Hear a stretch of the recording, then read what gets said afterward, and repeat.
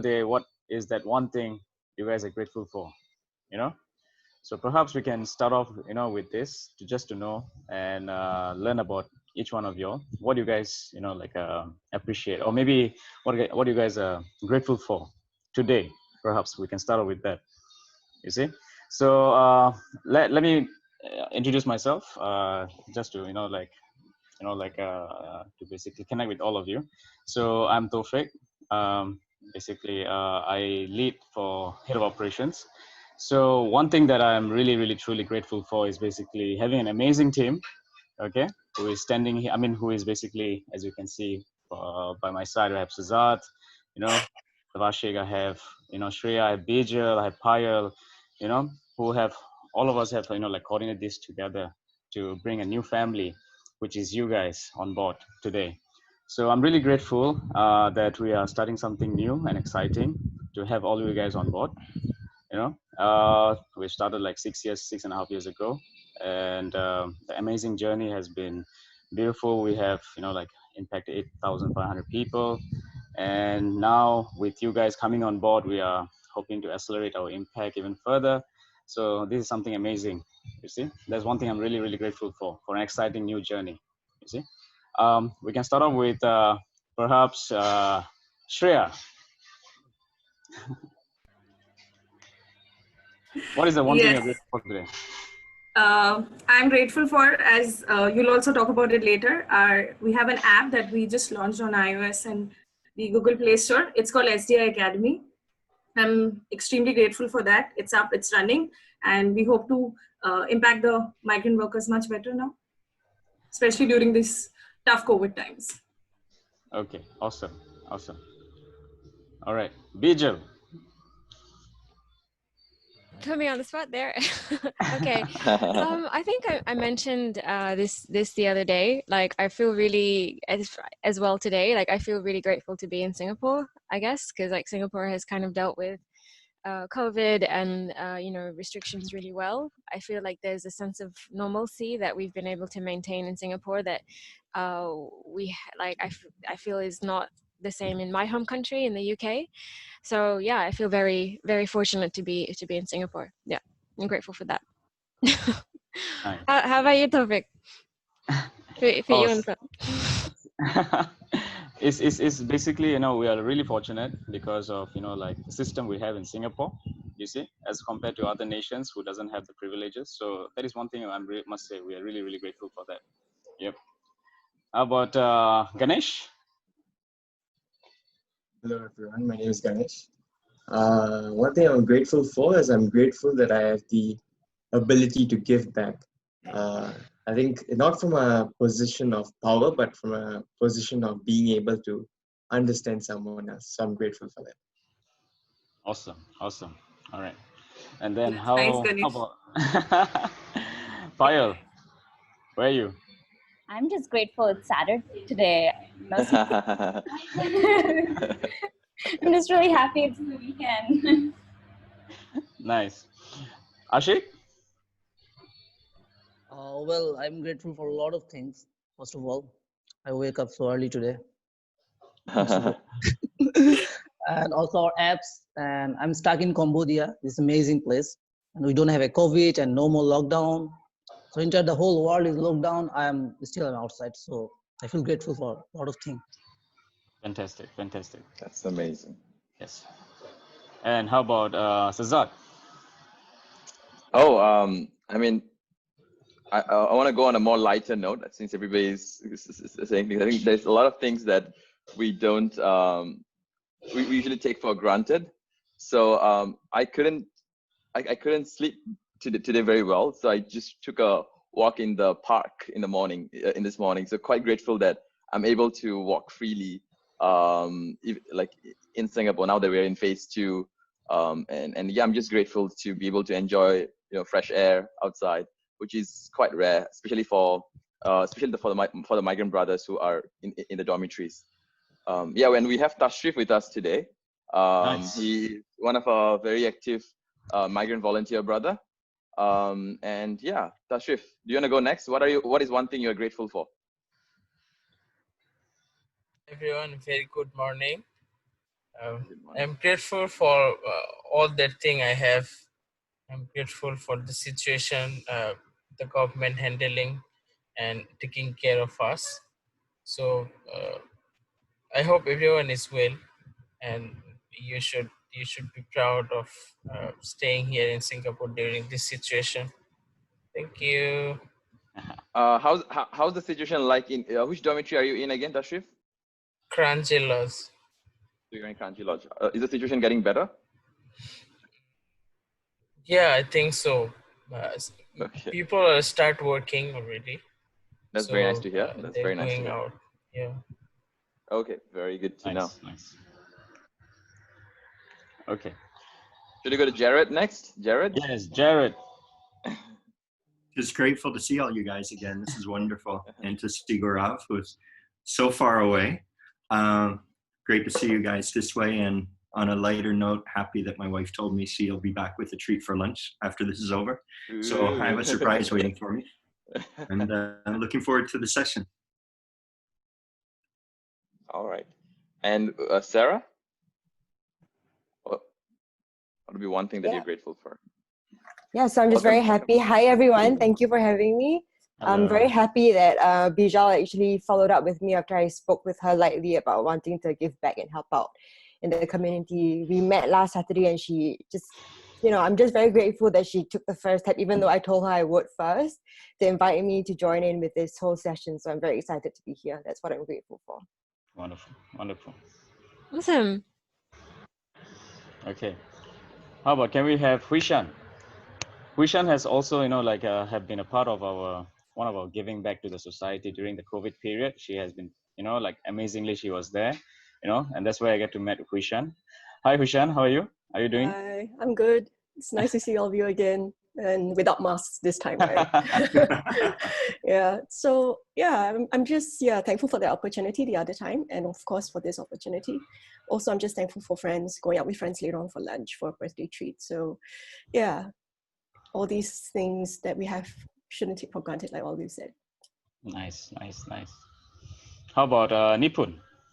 Well, I'm thankful for Payal and Tazad for getting me in. And other than that, I'm kind of happy that I can finally go out again. After really long. Nice. How about Gaurav? Hi everyone, I'm Gaurav. I'm currently in India because of the pandemic. And one thing I'm thankful is that during these times, at least I'm with my parents. They have my support here, so it's kind of good that we're together. Oh. Thank you, Gaurav. We have some new people here. How about Martin? Yeah, hi. I'm guessing the question is what am I grateful for? Yes, correct. That's right. Yeah, okay, yeah, because I just joined the session. So I just graduated in December. So I think naturally for me, I'm grateful to have a job right now. Yeah, when a lot of my batchmates are struggling to find jobs right now. Yeah. So that's very big, very big thing for me. Yeah. Oh, I see. Okay. Thanks for telling us, Martin. I'm unable to see our other friends who have just joined. Is it okay? We get to, at least, showcase, Thanks. You can go with Gokul next. Yep. Oh, hi everyone. Well, on a much lighter note, I'm kind of thankful to be alive after this period because I think kind of midway, I didn't think I would make it actually. But good to be in this spot. Also thankful that recently my life seems to be taking a new direction because I'm considering a full-time life with social enterprises. So SDI Academy hopefully will be part of my journey to do that. So amazing to hear. Thank you. Can we have Sai next? Okay, hi everyone, I'm Sai. I think y'all can hear me. Okay, one thing I'm grateful for is actually for SDI Academy for giving me an opportunity to be part of Project Dom. So because I was part of Project Dom, I was able to give back more, and because of Project Dom, I'm able to join you all in this as the help with the curriculum design and everything for SDI. Yeah. Thank you, Sai. Just, Thank you. just for the background of those who don't know what is Project DOM, so we actually work together to do online Facebook Live classes for the migrant brothers who are stuck in the dorms during this pandemic period. And yeah, Sai, Ganesh, and we had an amazing team who did about 42 classes, so 84 classes, 42 in Bengali and 42 in Tamil classes to engage the migrant brothers for both season 1 and season 2. Okay, can we move on to Nicholas? Hi, Nicholas. Hello. Can you tell us one thing you're grateful for today? Grateful for today. Well, that's a very loaded question. Okay, I guess smaller things in life, being able to wake up, be on the bed, being able to have like simple pleasures in life as my coffee. I'll say I'm grateful for these all small little things that I have to wake up to every day. Nice, thank you. Interesting. Can we have Karen? Hi, Karen. Hi, morning, everyone. I'm grateful for a nice sunny day and the opportunity to go for a swim this morning, actually. Yeah, so thanks to SDI for reaching out to me. I actually just wrote in to ask about English classes, and then I'm grateful actually for this opportunity to volunteer in this way. I was born and bred in Singapore, so I maybe don't have enough gratefulness for Singapore. Yeah, that's all from me for now. Thank you. Can we have Karasi? Karasi, can you hear us? I think she's having a bit of technical problem. Yeah, I don't think she can hear us. Yeah. All right. Well, Yep. I think thank you everybody for kind of talking about like what you're grateful for. I think it's a great way to start meetings, and thanks Taufik for taking the lead on that. What we'll do now is we'll get the ball rolling with our content today. So I'll just share my screen. I hope there's no technical difficulties. Yep. Can you see my screen? Okay, excellent. Yes. All right. So I'll just start the slideshow. So quickly just kind of introduce myself. Thank you everybody firstly for being able to attend today. I'm the one that's sort of been coordinating everything, so I'm be taking the lead on a little bit of volunteer onboarding. So if you have any sort of coordination questions, you can direct them to me. What we'll be talking about today is a few different areas and also the core pillars of SDI. So first of all, Cesar will be taking the lead on the introduction to SDI Academy, the kind of mission statement and what that's all about. Then from points 2 to 8 will be the pillars that the rest of the guys will be talking about their different areas. So Payal, Taufik, Ashik, myself, and Ganesh will be talking a little bit about that. And then if we have time at the end, we'll do a bit of Q&A. So without any further ado, I will pass over to Cesar to talk about the intro to SDI Academy. Thank you, Bijal, for passing the time over to me. And thank you, everyone, for making it on a Saturday morning. It's very good to have our new team and new family on board. So for those of you who just joined us today for the first time, just wanted to give you guys a bit of background of what is SDI Academy all about, what is the vision and how we came about. So for SDI Academy, SDI stands for Social Development Initiative. And I started SDI Academy about 6.5 years ago officially, but of course the journey started much longer before that. So the whole idea for SDI Academy at that point in time was we have about 1.4 million migrant workers in Singapore altogether. And these migrant workers, they come from countries like Bangladesh, India, China, Myanmar, Indonesia, Philippines, Thailand, and various other countries. And not many of them are able to communicate in English, which actually makes it very difficult for them to communicate among themselves across the different strata of the migrant workers society. At the same time, they're also not able to communicate with the rest of the mainstream society. And while it's not it's one thing to not being able to communicate and express themselves just for a normal day-to-day kind of interaction. The other thing that was very, very alarming was that I learned a lot of the migrant workers weren't able to actually comprehend the safety instructions at the workplace because those were done in English, and that put their lives in danger. And those are the things that I thought was very, very crucial for them to navigate through their daily lives, and because they are at work for a very long period of time. And on the other side, because they are mostly staying in the margins of the society, they're always hidden away from our mainstream society. So there is that barrier that we don't know each other. We don't have the ability to interact with one another. We don't have a platform to connect with one another.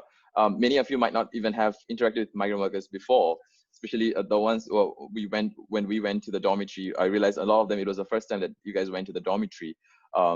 And before that, many of you guys did not go to the dormitory. So we don't really have the kind of opportunity to interact with the migrant brothers. So when I had the opportunity to interact with some of the migrant brothers who were living in my area, so growing up, I chanced upon some of the migrant brothers who would ask me for directions. And since I could speak the language in Bengali with some of them, I connected. And then I got to learn about their stories. And I thought a lot of the stories were very interesting because a lot of them, they came to Singapore for the same reason that I think many of us also came here, just to provide a better future for our family back home. It's just that for some of us, we are at a better position. We are more privileged. We have a lot more opportunity, whereas migrant workers, they had a lot lesser opportunities. And because of language barrier, there was no way that they could actually move out of that, and they couldn't even ensure their basic safety at the workplace. So that is one of the reasons I was thinking, somebody should do something about it. Somebody should do something about this so that migrant workers are taken care of. And one particular incident really, really moved me, and that got me to thinking that we can't wait for somebody to start this. I have to do it right now. And that incident was one of the migrant workers. One of the migrant workers that I was actually quite close with. He had a friend, Mr. Sarwa, who was an aircon technician, and he was repairing aircon one day, and there was a gas leakage, but he didn't know the safety he couldn't comprehend the safety instructions that was given to him before that. So so when the gas leakage happened, he actually had no idea how to fix that, and the safety precautions that he was supposed to take. So he just used his bare hand to cover the gas leakage, and his hand was charred and had to be amputated at the end. And when I went to see him in the hospital, I saw how in a severe condition he was, and he had a very young daughter back at home, and he had no idea of what to do for his future. So that's when I realized that how severe the conditions are and how immediate they needed those help. So I was just I just finished my O-levels back then, and I thought I should do something. And migrant brothers are the ones who actually told me that could you coach us in English? And so SDI Academy was born out of a need from the migrant brothers, and I'd give a lot of the credits to the migrant brothers that I was friends with, who got me to think what we can do. And it started with a very ground up initiative from a park bench. For those of you who don't know our story, and we got a couple of migrant brothers together, started coaching them with how I learned English, because when I first came to Singapore, I couldn't speak in English myself, and I used my primary school textbook, just a couple of textbooks without any proper curriculum, to start teaching them.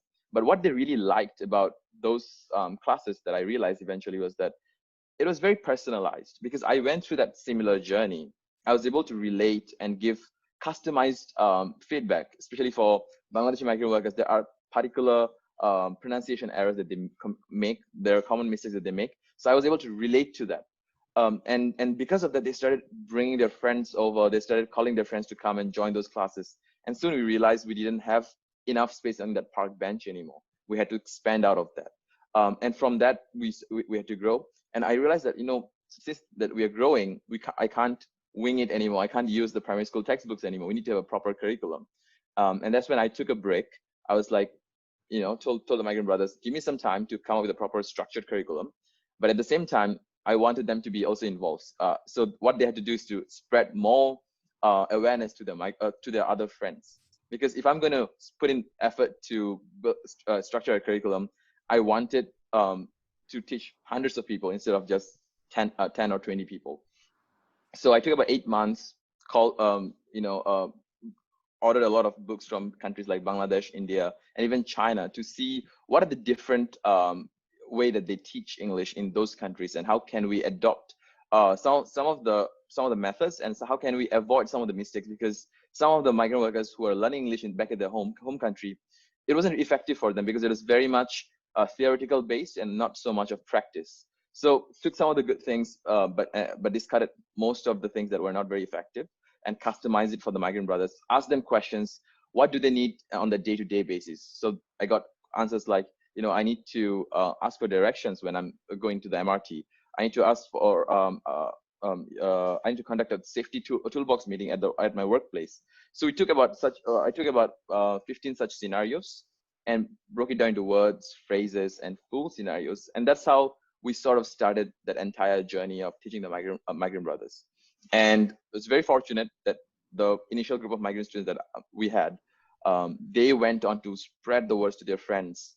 And we ended up having, for the first lesson, 134 students. So that's how we properly started SDI Academy. And ever since, over the past 6.5 years, we trained about 8,500 migrant workers. Can you go next?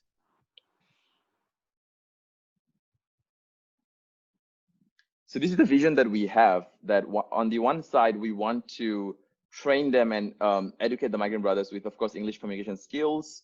And then we expanded into financial literacy, IT literacy, and entrepreneurship courses. So we just finished our first entrepreneurship course last year before the COVID happened. And we are working with NUS Business School and a few other groups to see how can we expand that, especially now that a lot of them are going to be retrenched, sent back home. It becomes more important. But the fundamental things become English communication skills, because that gives them a lot of opportunity and opens a lot of doors. On the other side, we have the rest of us who are here today, the mainstream Singaporean society, who we don't have much opportunity for us to interact. So the idea is to build an inclusive society where we will work together to build Singapore collectively.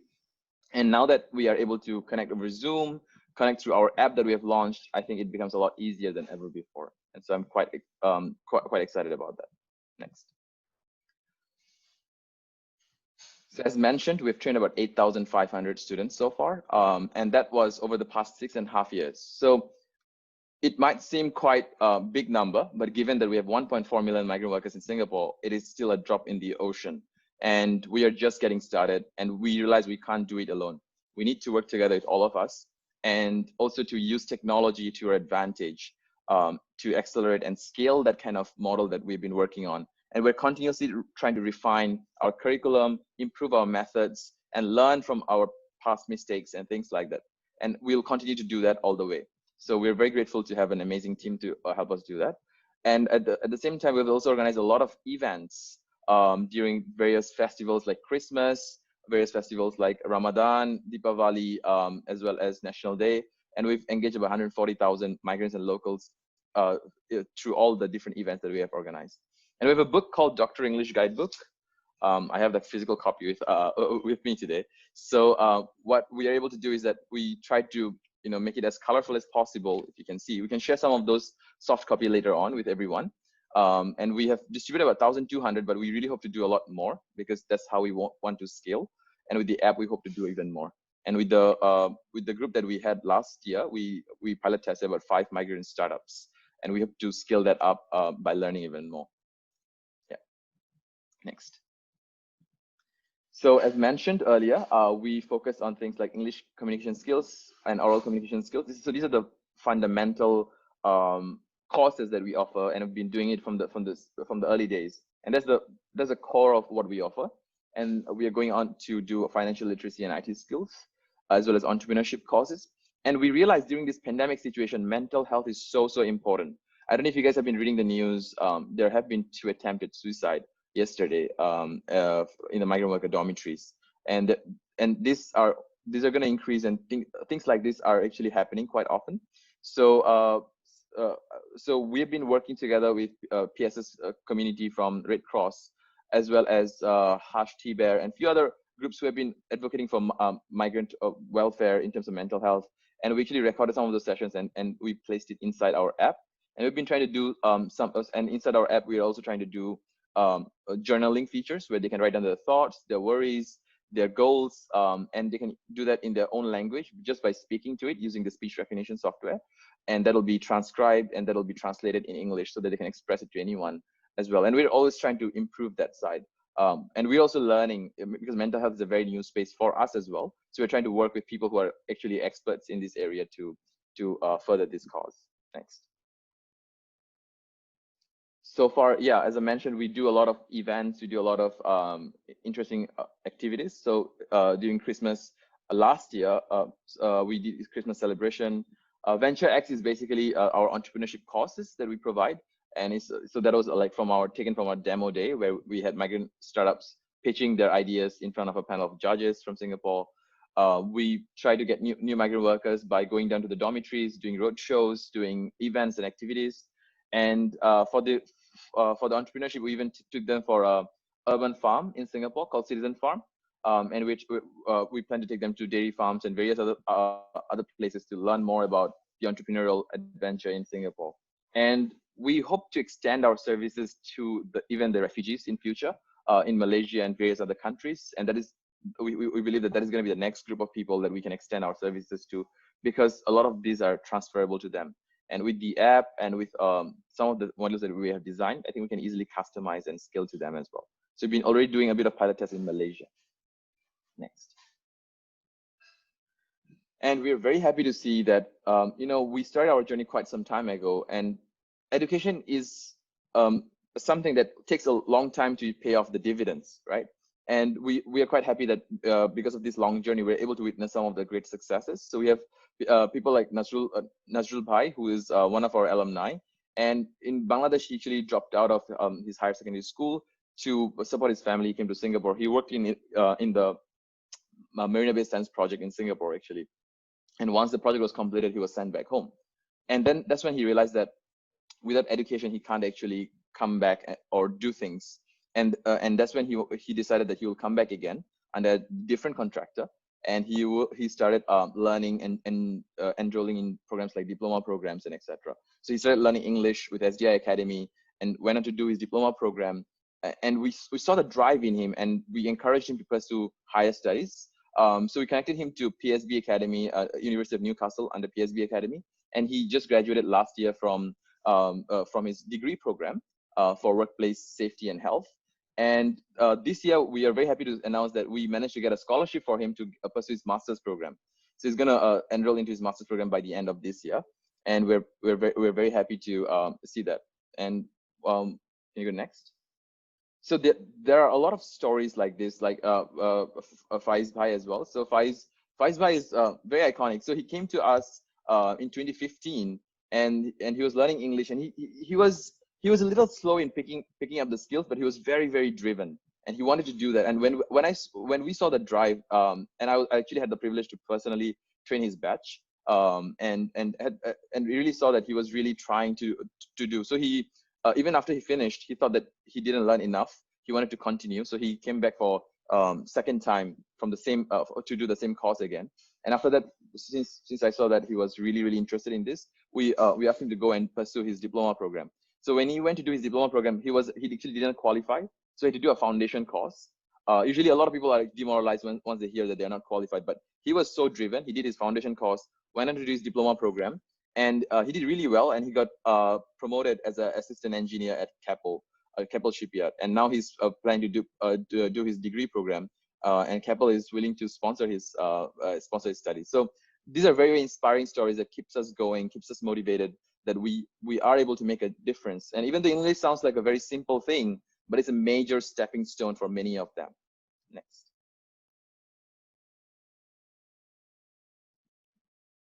And we've been, along the journey, we have been very, very fortunate to have amazing partners who believed in us and who wanted to help us scale that.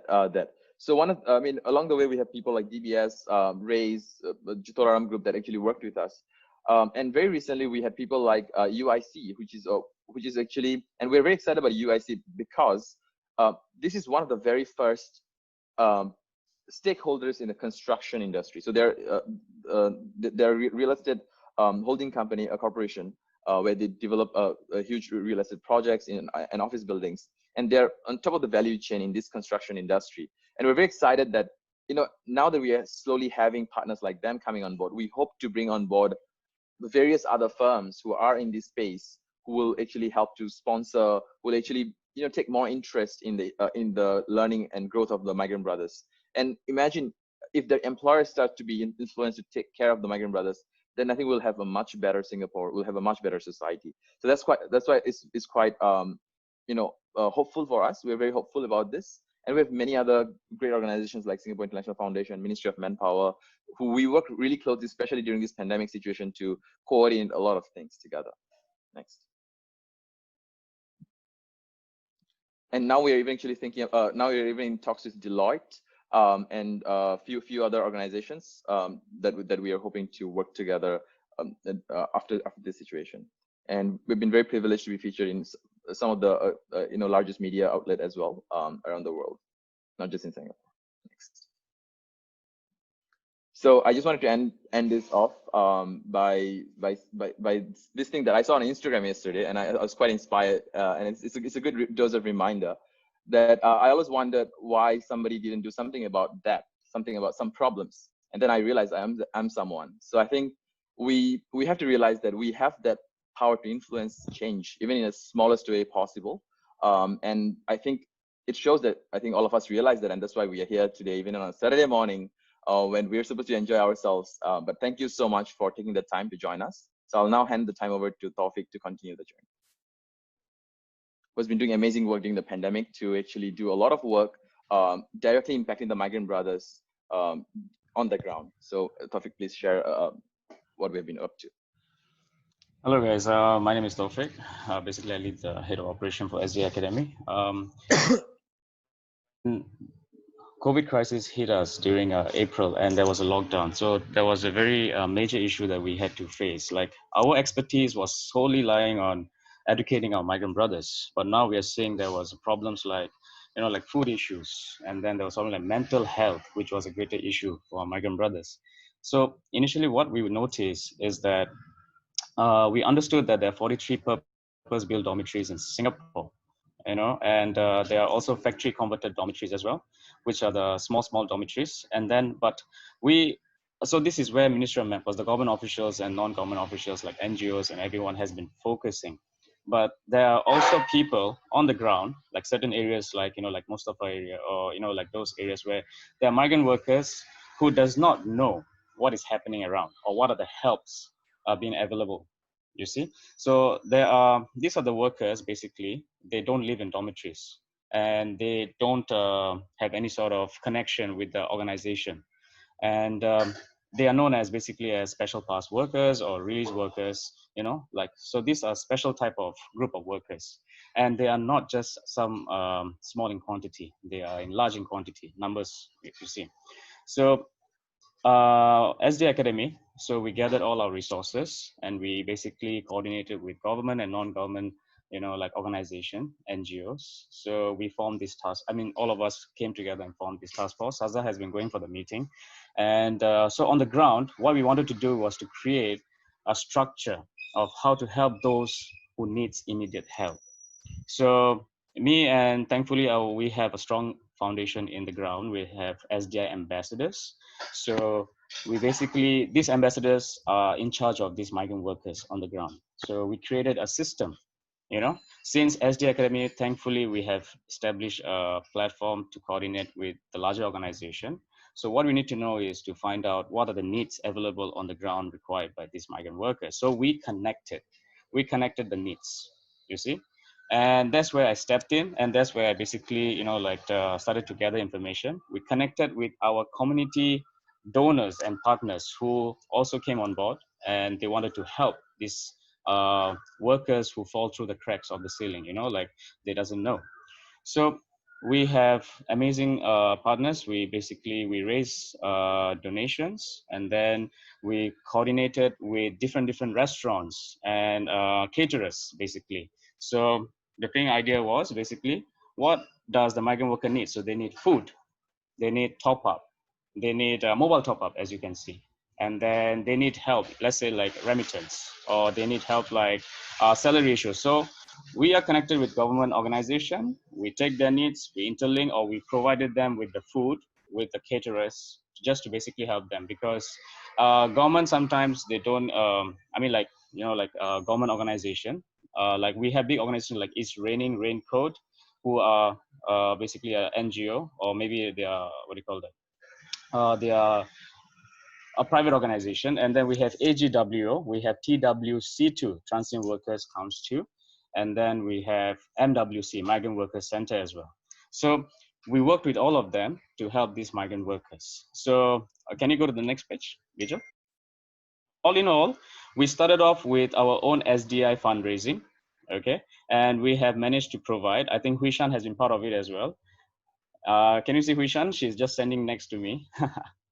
Yeah. So all in all, we have basically managed to deliver about 10,212 packs.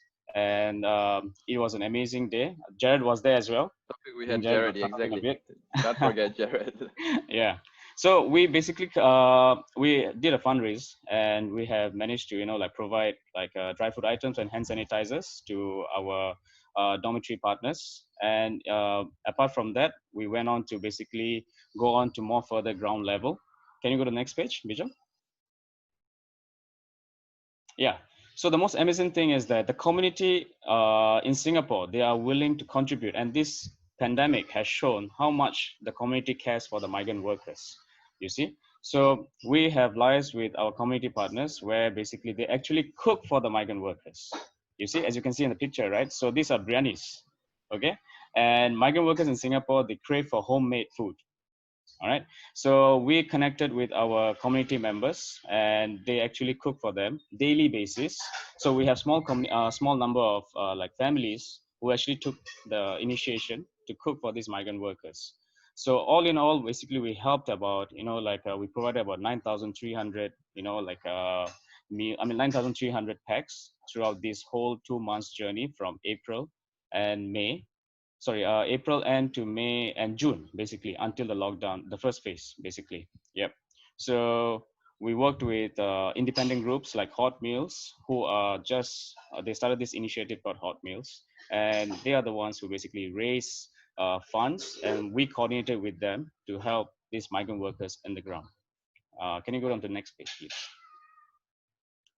Yeah. So apart from that, you know, like some of the things, amazing things that we have basically have done through the help of our community partners is basically, you know, like we help these immediate needs, such as, you know, like dry food items. So we have donors who are willing to go till the ends to just to, you know, make sure that our migrant brothers who are not getting enough food or dry food items from the relevant government organizations or NGOs, basically they are there and connecting with us so that we can help them in the ground itself. So this picture that you can see is in Desker Road, is in front of Mustafa area. So we every single day we will cater, or we will basically give them, you know, these dried food items, or, you know, like catering meals. There'll be a long queue of migrant workers who will just come there and queue up just to receive food from this particular area. So they are our ground ambassadors, you see.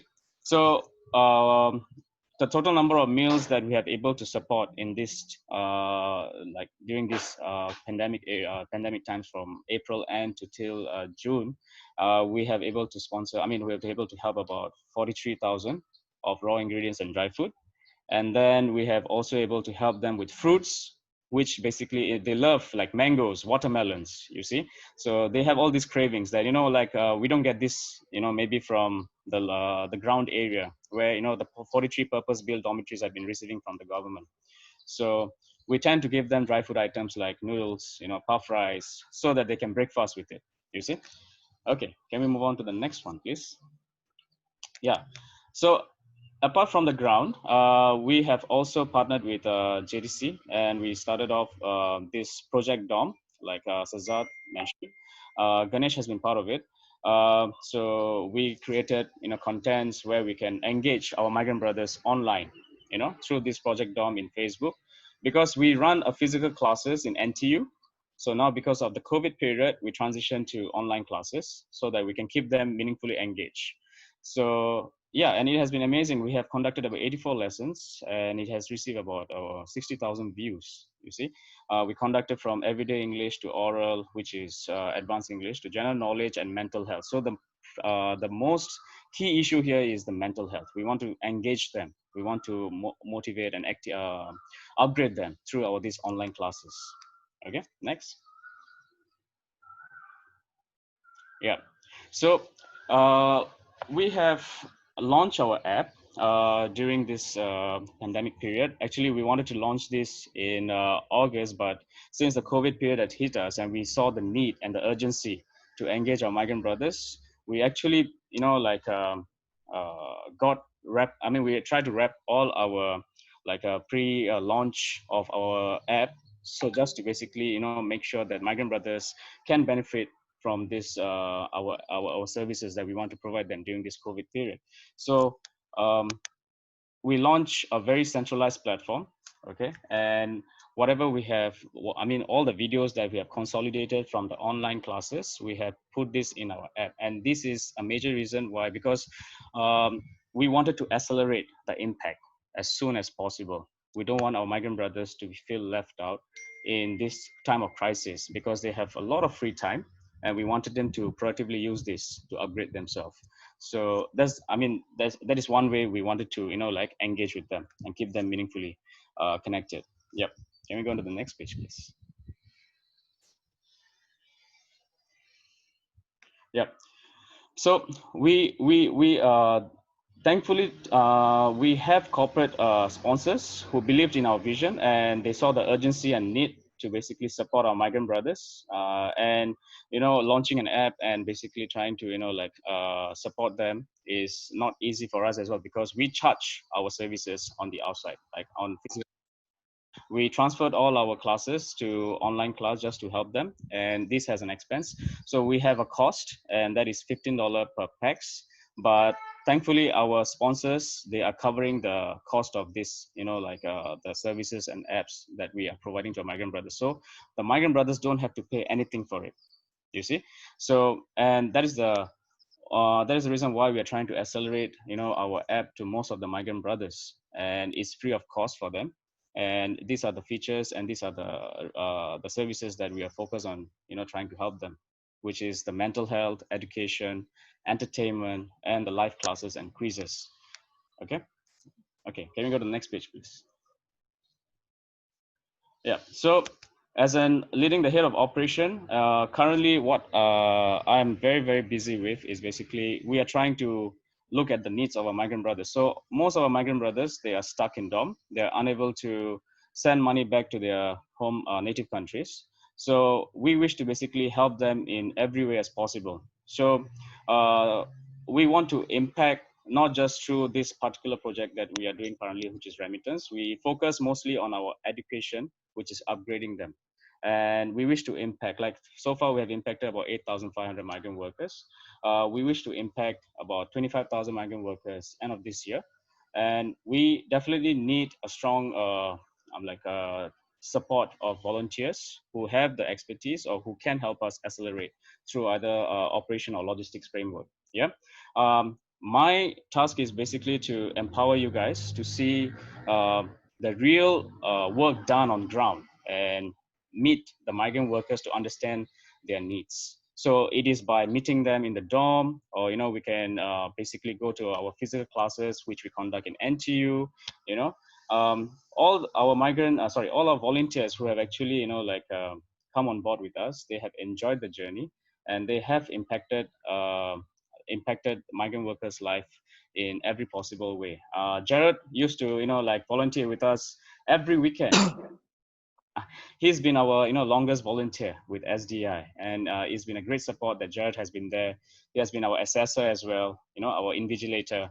He has been helpful throughout, and so we want dedicated, compassionate, who are willing to see the impact that they can bring about to SDI Academy, and not just to SDI but to the migrant workers as well.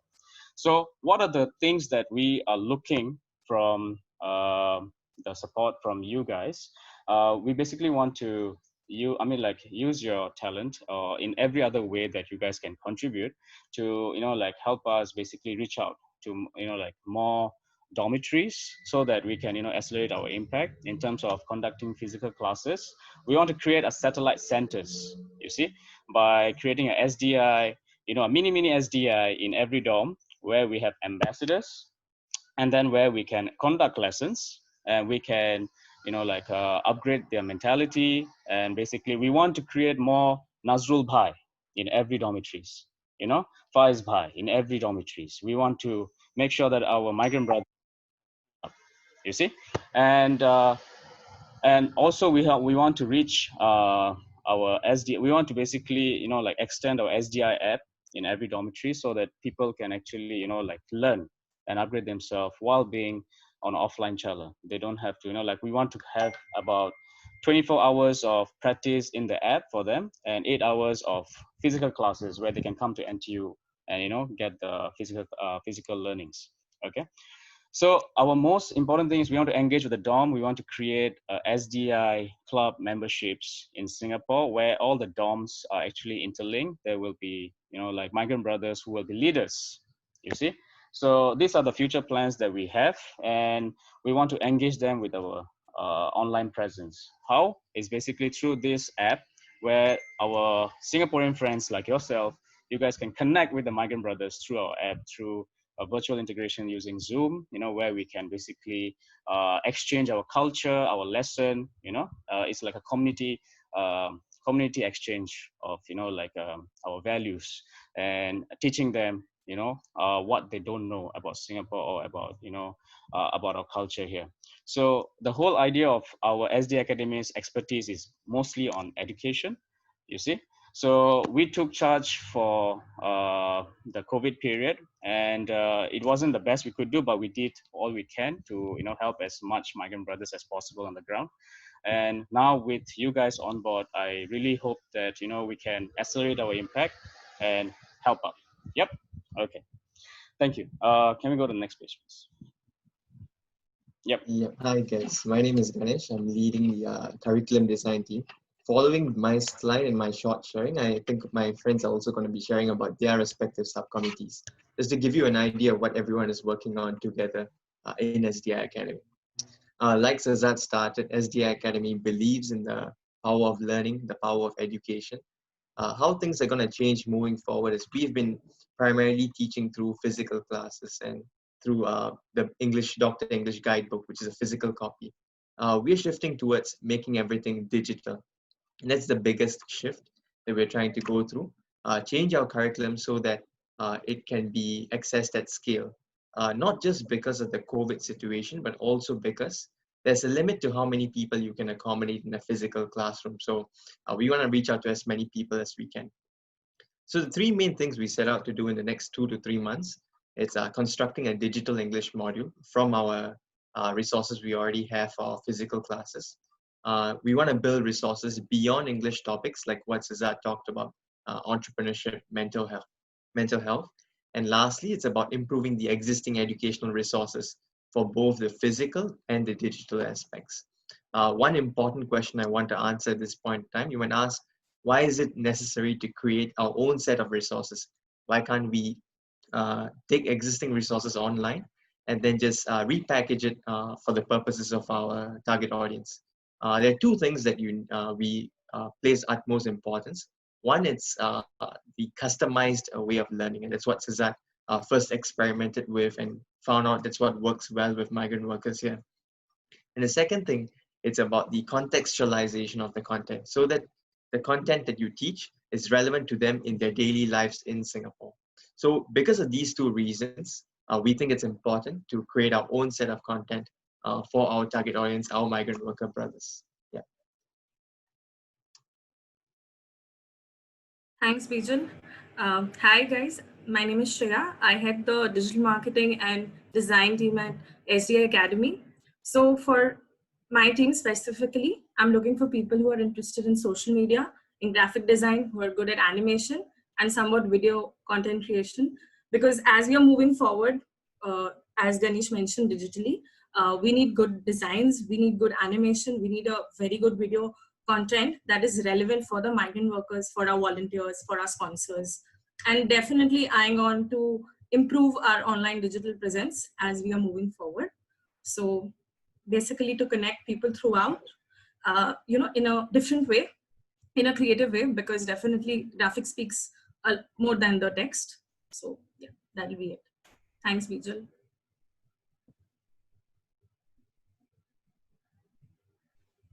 So I'll talk about the fundraising part of it. I think it is very important for any organization to be able to sustain ourselves to scale whatever the things that we've been doing. So first of all, we have this mission that we want to keep things free of cost for the migrant brothers as much as possible.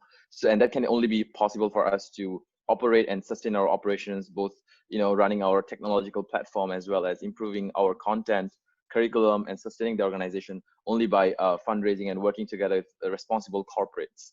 And we're quite fortunate that we already started the journey with quite a number of them who are very willing to share. So far, the target that we have for this year was 25,000 scholarships, and we've achieved almost 5,000 of that already by the mid of this year already.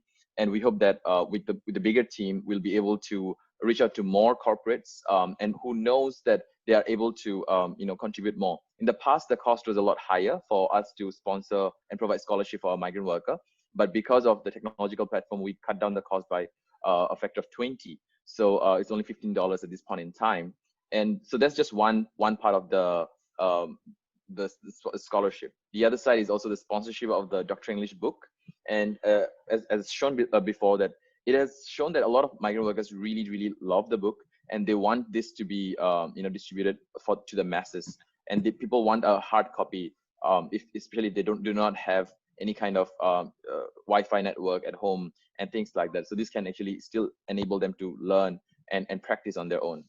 And then for the people who are looking for coming for the physical classes, we're also looking for full scholarship, as well as organizing events. Those requires a lot of resources. So we want to be able to organize a lot of events, especially when the COVID situation is subsided and we're able to meet physically. And those things are the ones that actually helps us to achieve that vision of bringing together migrants and locals from different backgrounds together, and help them to enjoy themselves. And that's when we actually forget all the differences that we have, and we truly enjoy, especially the ones who have been to some of our events. They know that how it actually brings people together, and so we hope to be able to do more of those. And we have some plans later on. My colleague Ashik will be also sharing some of the grand plans that we have involving the migrant brothers, nurturing the migrant leaders, and letting them be the one organizing events that are useful for them as well. So we need to help them with that kind of resources. And last but not least, in-kind sponsorship, things like, so we always believe that I think a lot of these things cost can be minimized by having in-kind sponsorship, whether it's about printing, whether it's about food, whether it's about a venue for our classrooms or office venue. We hope that we'll be able to receive all these kind of resources. So we really want to build a strong team who will be able to help us reach out to corporates, foundations, or even employers of the migrant workers to be able to scale and accelerate this. Now that we have the platform, now that we have the tools, we hope to be able to scale that. So I really hope that we have a large enough team to help the rest of the teams as well to sustain their operations. Next. Hi guys, my name is Ashik Sadi. I'm taking marketing part. So I'm here with a totally new kind of concept. It's called the SDI Club. This is a totally different and new kind of thing for everyone. So here we try to make a bridge between migrant brother and also Singapore local people. So that's why the club is work. And also, though it's a new concept, so we need a team member for SDI Club promotion. We already have our volunteer on board. So we need to guide this volunteer how to promote the club. And also this club is new. So we have some program, maybe the blood donation, maybe some kind of event. So we also looking for a team member for program manager. And also we need to research and feedback, because we need to know like how the process will be the next and what kind of event we create. So we need a team member to research the field, market. And though it's new, so we need a team member for strategy. Thank you. Hi everyone, I'm Payal. Last but not least, we have a virtual learning facilitator program which you guys can contribute to. So one of the opportunities that came with digital learning is we can involve people like you very easily in the education of migrant brothers, not just for language, but also for cultural exposure, which you'd be surprised they have very little of, having stayed here for a long time. So what we've been doing is we've been getting some people like yourself to commit 5 hours a month for virtual learning. So what that means is that you meet with 2 migrant brothers who become your students for a month, and you kind of meet with them every week, help them through some English homework that they're doing, along with some pre-work that they've come already having done.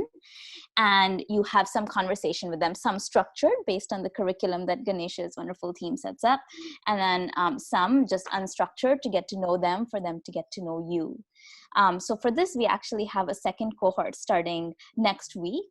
I'm going to send the sign up link in the form if any of you are interested, and for any other questions, I can answer that in the Q&A. Thank you, Payal. I also have a final section. So the reason why I'm taking this, because my area is sort of volunteer onboarding and a bit of coordination, but we have a section for software engineer, UX and UI designers. This pillar actually does not have a team lead at the moment, so I'm just going to present what's on the slide here. But I will take this moment just to say, if you know anybody who's interested in supporting this cause, or anybody who has these skills who you think might be a good fit, let us know. You know, we're always happy to hear about people who can get involved, and we're happy to kind of talk to them about the mission. In this sense, we do need, so I'll start with the why. We need people to help us provide a seamless experience for our migrant brothers. I think Sazad and Tawfiq mentioned already that the mobile app is a core piece of what everyone is doing in 2020. So to be able to support that and to be able to speak that language is very important. So what do we need? We need someone to help us design a user interface and a smooth user experience for our migrant brothers, and also to have a high quality software. So when people are engaging with SDI brand and the SDI Academy app, they have a good experience with it. So do let us know if you're interested, or if you know anybody who'd be interested in supporting this. We're very happy to speak to you further. But that's pretty much it for our presentation today. So the guys have gone through their pillars. We've kind of gone through what we've achieved so far, and Sazad has kind of gone through the mission. We are at time, so it's already 12 o'clock, but we did want to take 5 or 10 minutes just to answer any questions you may have, although don't feel forced to ask them now. If you do want to get in touch with us through other channels, that's fine.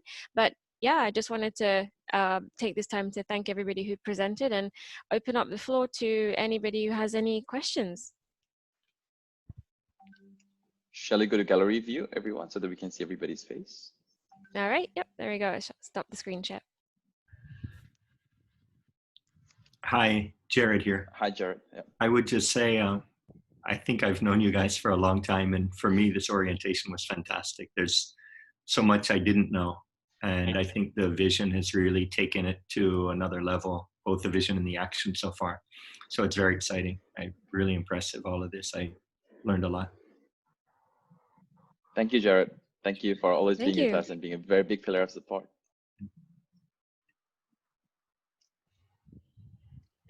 Anyone else have any questions or any clarifications? Even if you have anything regarding any particular team, you can actually ask, and the team lead will be happy to answer those questions. Hi, Shazad. Hi, Gaurav. I want to know, like, what's the current direction the UI UX team is heading? Like, how to contribute to that? Thanks. Okay, thank you so much, Gaurav, for the question. So just to let all of you know, we do have an offshore technology team who's working on our app, developing and enhancing the thing. So what we need is somebody from in-house, so in-house volunteer, who would be able to basically be a project lead for this and coordinate. So basically more like a project management. So that is one. So that we'll be able to coordinate with the tech team on the features that we're trying to work on. Basically, you know, head that part of the project.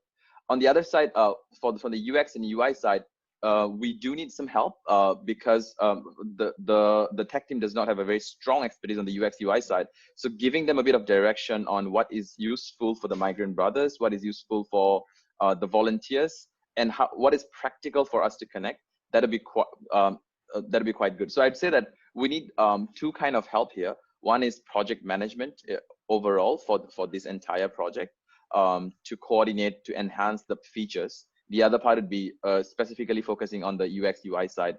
How can we enhance, and if in fact even coordinating with some of the migrant brothers, and collecting some of the feedback to relay to the technology team on what to be enhanced. Does it clarify? Yeah, thanks.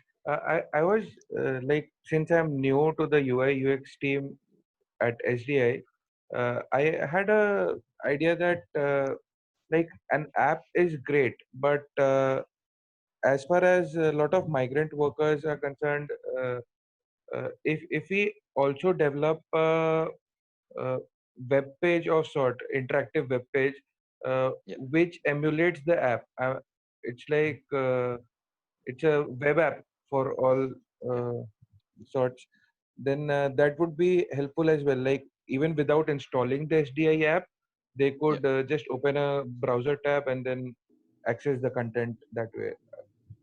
Like that could be a feature. I think that's a great suggestion. We can definitely look into that, and especially you're right.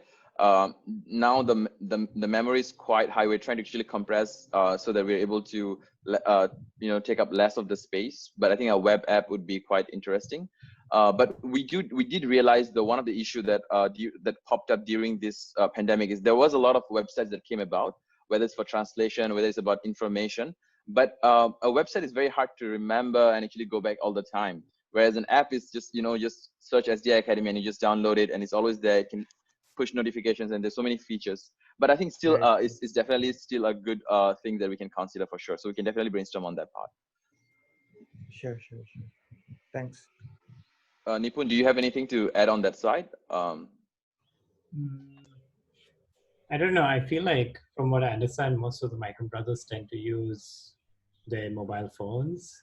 Yeah. And even though interactive web pages are a good idea, it does have limitations. Yeah. And I think we'd have to experiment a bit and probably ask our users first before we make any decisions. So one of the things that we are trying to do is we are trying to have more and more content on Facebook through our social media, and then slowly transition to the app for the new people. So we have about 18,000 plus members on our Facebook group. We have about 10,000 plus people on our Facebook page as likes. And we've been, we've been trying to design new programs like Mojar Karkhana, so it's basically Fun Factory in a loose translation, right? To give them entertainment. We have Facebook Live classes to help them with learning and career guidance and all of that kind of situation. So from the Facebook side, because they are most active on Facebook, we're also figuring out a way how can we make it even more interactive, because Facebook is still a one-way consumption, right? As they're just listening to the video, watching that. Whereas to the app, they're able to take quizzes. We're able to assess some of their understandings. They're able to speak to it as well because of the mobile phone. So we're trying to see how can we smoothen that transition from social media to the mobile app. And maybe web page could be a middle ground in, somewhere, but we can only experiment and then we can actually check with the migrant workers. So what is interesting is that we do have a number of migrant leaders that we work with quite closely, and we have long relationships with them. And we're actually structuring that quite a bit, especially with Ashik leading the team. So we are able to collect feedback on the go, and we're able to verify and validate what might work and what might not work. And we can do some pilot testing as well. So yeah, that can, I think, give us a lot more confidence on what might work. In fact, when we first launched the app, because we fast forwarded the timeline, the first version of the app was horrible, right? And we learned so much from that because it was so difficult to navigate. I mean, it was a great app, but it was very difficult to navigate and whatever not. I think Jared saw the app, and the volunteers who have been in the group, they saw the app, and there's been a lot of version that's coming in, and we're continuously trying to make more and more enhancements to make it even easier to navigate. And it came the current version. I'll give a lot of credit to Ashik actually, and it's good that he has zero experience in UX UI design, right?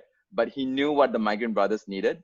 And based on those feedback, yeah, he just created some drawings on the paper and gave it to the tech team, and they just made some of the changes as simple as possible. So sometimes those help, but of course, having somebody who have a bit more knowledge on the UX, UI side or technological knowledge, and who knows what might work best, I think that would give us a lot more headway. For the new ones who joined us, anybody have any other questions? Hi, I have a question on the on what Payal was talking about on the virtual learning cohort. For these, do you empower your volunteer instructors with the curriculum and everything, or do you prefer us to kind of think from our feet and design something for ourselves, or how do you do this actually, like from your side? Good question. Yeah, that's a lot of pressure.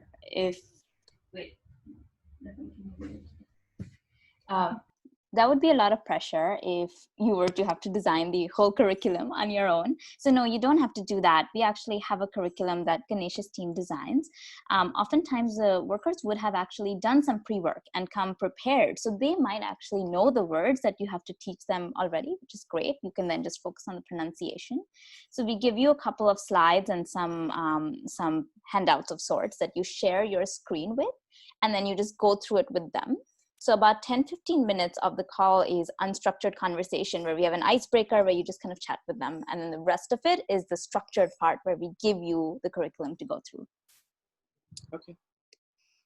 Thanks. And just to add on top of that, we just finished. We just completed our first pilot test with the first group of volunteers as well as first group of migrant students. And yeah, we learned quite a bit, and we're going to run our second pilot test very soon.